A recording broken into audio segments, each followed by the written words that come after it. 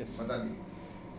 भारतीय संस्कृति, जिसे वैदिक संस्कृति कहते हैं, इसके अनुसार मानव जीवन पुनर्जीवन के सिद्धांत के ऊपर आधारित है।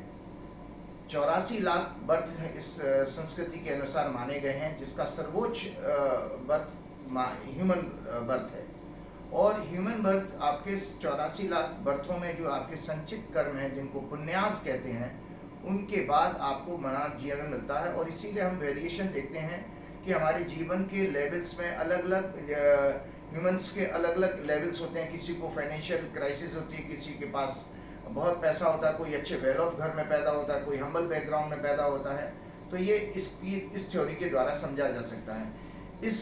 इसमें आपके इस संचित कर्मों को दो डिवीजन किए गए हैं, प्रारब्ध और आगामी कर्म। प्रारब्ध इज कॉल्ड डेस्टिनी, जो कि फिक्स है, जिसके आधार पर आपको एक आपका जो बेस मिला जीवन का। और आगामी कर्म, the duties we have to perform in this birth are called Agami कर्म।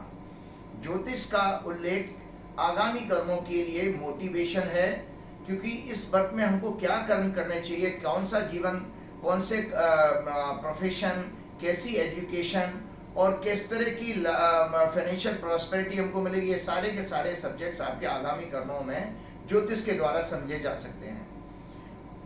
उपनिषद का एक श्लोक है, यथा पिंडे तथा ब्रह्मांडे, मतलब जिस तरह से यूनिवर्स जिस कंपोजिशन में फॉर्म हुआ है, ये एंटायर आपकी बॉडी में भी है।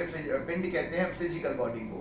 तो ये ग्रह हमारे जीवन में, जब ये ग्रह गतिमान है, हमारा जीवन में हमारे को सूक्ष्म शरीर पे, जिसको सटल बॉडी कहते हैं, उस पर इन्फ्लुएंस करते हैं, जिसके कारण हमारे डिसीजंस बनते बिगड़ते हैं।